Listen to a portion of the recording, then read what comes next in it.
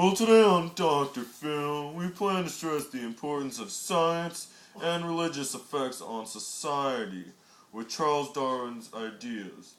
Our first guest this evening is an English school teacher by the name of John Dalton. Hello, Dr. Phil. Well, hello, John. Can you tell the audience how you contributed to the scientific ideas of your time? Through my studies, I came to a shocking conclusion, thus named the atomic theory. This theory states... Oh, wow. That is just astonishing. Yeah, baby. Yeah, but... What is this atomic theory? I was just about to tell you. Anyways, the atomic theory has its own specific type of atom. So, you're saying that each and every type of element has its own specific type of element. You buddy! And how does that make you feel? I feel like I made a good contribution to science because earlier ideas stated that all atoms were basically alike, but I not only proved them wrong, but showed that different elements can be combined to make all sorts of chemical substances. You can't take all the credit because in 1869, Dmitry Mendeleev grouped elements based on their atomic weight, which became the basis of the periodic table. That'd be true. That's true. I had a great time having you on my show and clearing up some of the fog of science's importance. Our next guest is Charles Lyell, and he will explain the importance of Earth's age. It's poppin', Dr. Phil.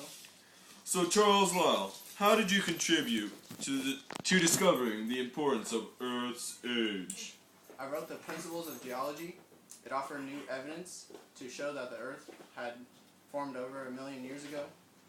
And my successors pointed out that it is at least 2 billion years old and life had not appeared until long Earth was formed. So the ideas of geology are very much true because the evidence you can provide? Yes, but it causes a lot of controversy because it goes against the biblical ideas of creation. And it often drew mistaken conclusions. Well, I am sorry. But I'm sure the British naturalist Charles Darwin can side with your ideas. Hello? I'm at work right now. What up, deezy? Oh, hello, Charles. So, can you explain your ideas that contributed to science? Yeah, after years of research, I published On the Origins of Species. And in this novel, I argued that all forms of life, including humans, evolved through their present state over millions of years. I called this process the theory of natural selection. Oh, and how did each living thing reach its present state? Well, I pretty much believe as the animals and plants produced more offspring, there was not enough food to supply them. So each species had to constantly compete to survive. Natural forces selected those with physical traits best adapted to their environment to survive and pass the trait to their offspring. And what is this process called?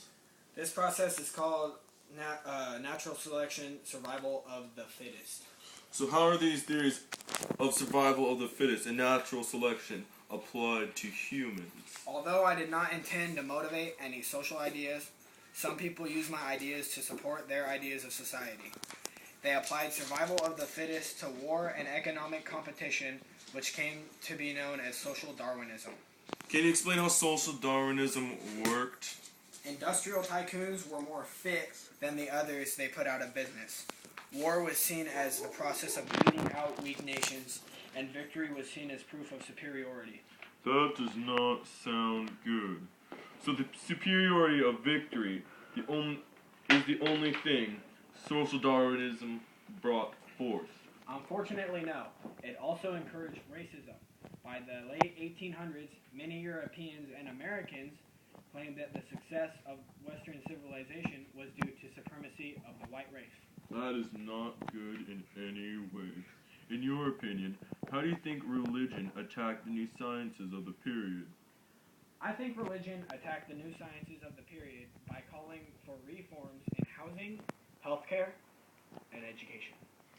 And who are the people behind this?